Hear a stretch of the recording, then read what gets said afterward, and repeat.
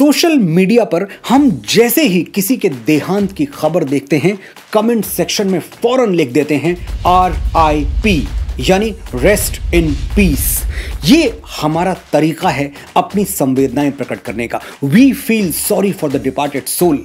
हम अपनी prayers offer करते हैं, और प्रेयर क्या है? आपकी आत्मा शांति से विश्राम करे, may your soul rest in peace. ये इंटेंशन सही है, लेकिन एक्शन गलत है।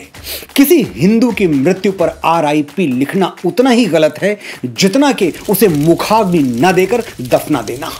मैं एक हिंदू हूं, मेरा अधिकार है कि पंच तत्व से बने मेरे शरीर को मृत्यु के बाद चिता की अग्नि में स्वाहा कर दिया जाए।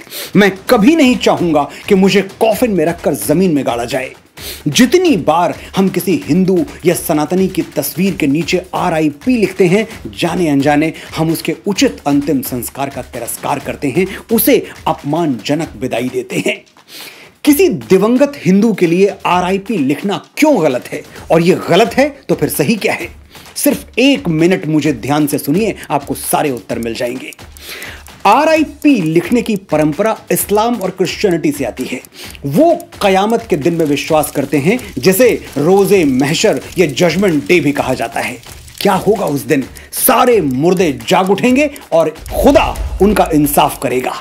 इसी जजमेंट डे के लिए मुर्दों को कब्र में इंतजार करना पड़ता है और उनके लिए रेस्ट इन पीस की दुआएं की जाती हैं। लेकिन सनातन की परंपराएं 100% साइंटिफिक हैं, इसीलिए हमारे यहां RIP जैसी कोई थ्योरी है ही नहीं।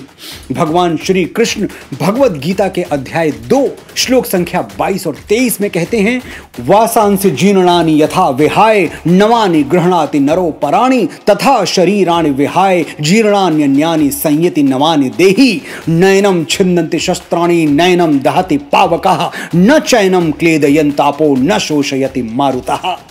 आसान शब्दों में समझाता हूं, जैसे हम पुराने कपड़े छोड़कर नए कपड़े पहन लेते हैं, वैसे ही हमारी आत्मा यानी हमारी कोर एनर्जी वो पुराने शरीर को छोड़कर नया शरीर पहन लेती है। आत्मा अजर अमर है, इसे ना कोई शस्त्र काट सकता है, ना आग जला सकती है, ना जल भिगो सकता है, और ना ही हवा इसे सुखा सकती है। और इसीलिए जीवन मरण का ये चक्र, ये साइकिल कंटिन्यूअसली चलती रहती है जब तक कि हमें मोक्ष नहीं मिल जाता। आपने ध्यान दिया होगा, मैंने आत्मा को एनर्जी कहा। क्यों कहा? समझाता हूं। आत्मा पर एग्जैक्टली वही साइंटिफिक लॉज अप्लाई होते हैं जो एनर्जी पर। थर्मोडायनेमिक्स का पहला नियम क्या है? Energy can neither be created nor destroyed but can only change form, यानी ऊर्जा को न बनाया जा सकता है न मिटाया जा सकता है, बस इसे एक रूप से दूसरे रूप में परिवर्तित किया जा सकता है। श्री कृष्ण ने हजारों साल पहले यही बात कही थी, लेकिन हम अपनी आदत से मजबूर हैं। हम तब तक नहीं मानते जब तक कोई विदेशी ना बोल दे। 19वीं सदी में जर्मन और ब्रिटिश साइंटिस्ट ने एनर्जी के बारे में वही थ्योरी दी जो 5000 वर्ष और एक युग पहले कुरुक्षेत्र के मैदान में भगवान श्री कृष्ण आत्मा के बारे में दे चुके थे। ना कोई भाई, न बेटा, न भतीजा, न गुरु, एक ही शक्ल उभरती है हर आईने में। आत्मा मरती नहीं, जिस्म बदल लेती है। धड़कन इस सीने की जा छुपती है उस सीने में। जिस्म लेते हैं जन्म, जिस्म फना होते हैं, और जो एक रोज फना होगा वो पैदा होगा। एक कड़ी टूटती है, दूसरी बन जाती है। खत्म ये सिलसिलाए जिंदगी, फिर क्या होगा? कैफी साहब ने लिखा था। हमारे यहां आत्मा मरती ही नहीं तो कब्रों में आराम क्या करेगी? ये रेस्ट इन पीस की थ्योरी इस्लाम और क्रिश्चियनिटी के लिए सही होगी, हमारे लिए नहीं है। हम किसी जजमेंट डे, किसी रोजे कयामत का इंतजार नहीं करते। एक शरीर छोड़ते ही हम दूसरा शरीर धारण कर लेते हैं और चरैवेति के सिद्धांत पर चलते रहते हैं।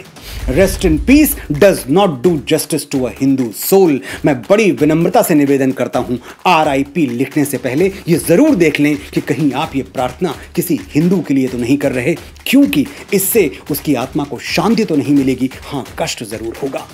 तो फिर क्या लिखना चाहिए? विनम्र श्रद्धांजलि या ओम शांति, जो भी आपको ठीक लगे।